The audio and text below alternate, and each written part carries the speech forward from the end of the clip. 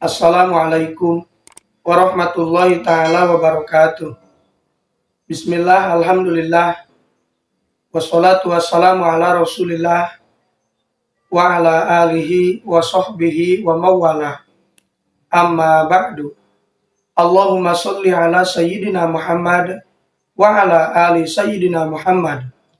Syukur alhamdulillah kita bisa berjumpa kembali dalam channel ini.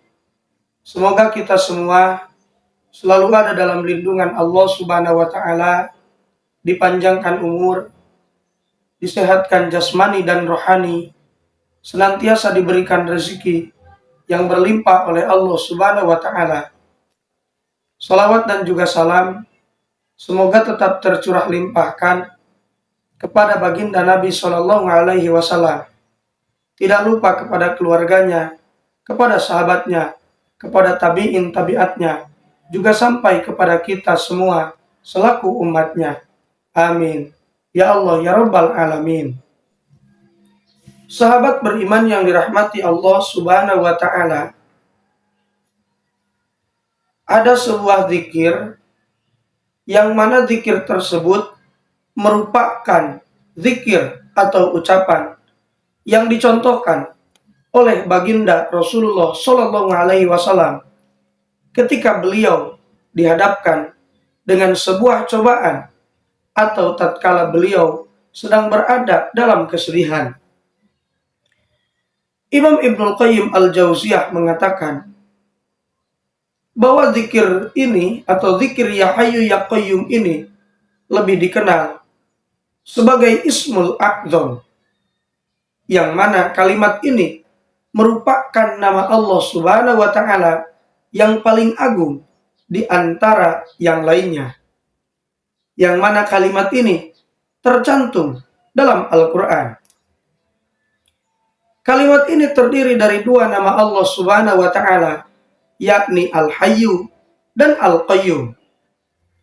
Al-Hayyu memiliki makna Allah yang maha hidup. Dialah zat yang senantiasa hidup dan tidak mungkin mati atau tidur bahkan sekejap pun. Sedangkan Al-Qayyum artinya Allah yang maha mandiri. Maksudnya Allah maha berdiri sendiri dan tidak memerlukan makhluk lain selain Allah. Istilah Ismul A'dzam ini terdapat dalam 3 surat Al-Quran, sebagaimana dalam hadis yang diriwayatkan oleh Ibnu Majah. Rasulullah Shallallahu alaihi wasallam bersabda, Ismul A'dzam yang jika digunakan untuk berdoa, maka Allah Subhanahu wa ta'ala akan mengabulkan doanya, yakni yang terdapat dalam 3 surat Al-Quran, yaitu surat Al-Baqarah, surat Ali Imran, dan surat Toha. Sahabat beriman yang dirahmati Allah Subhanahu wa ta'ala, menurut Imam Ibnul Qayyim Al-Jauziyah, ayat-ayat Al-Quran tersebut adalah surat Al-Baqarah ayat 255, surat Ali Imran ayat 2, serta surat Toha ayat 111. Sahabat beriman, terdapat sebuah hadis yang diriwayatkan oleh Imam At-Tirmidzi yang dinukil oleh Imam Ibnul Qayyim Al-Jauziyah dalam kitabnya Al-Jawabul Kafi. Dari Abu Hurairah radhiyallahu anhu, ia berkata, apabila Rasulullah Shallallahu alaihi wasallam sedang menghadapi suatu masalah, beliau mengangkat kepalanya ke langit. Jika bersungguh-sungguh dalam berdoa, maka beliau mengucapkan, Ya Hayyu, Ya Qayyum, Ya Hayyu, Ya Qayyum. Sahabat beriman yang dirahmati Allah Subhanahu wa ta'ala, disebutkan bahwa Rasulullah Shallallahu alaihi wasallam juga mengucapkan Ya Hayyu, Ya Qayyum apabila beliau ditimpa hal yang sangat menyedihkan.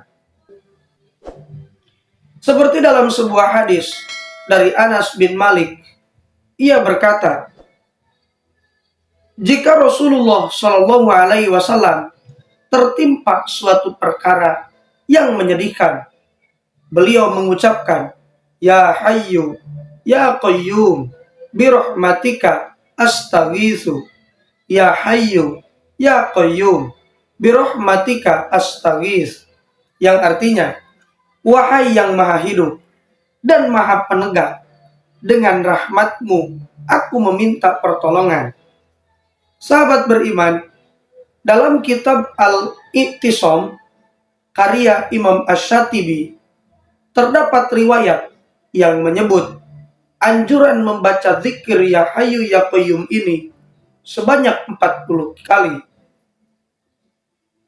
Dikisahkan dari Al-Qattani, dia mengatakan bermimpi melihat Nabi Shallallahu Alaihi Wasallam dalam tidurnya.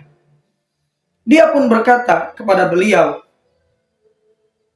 berdoalah kepada Allah agar dia tidak mematikan hatiku.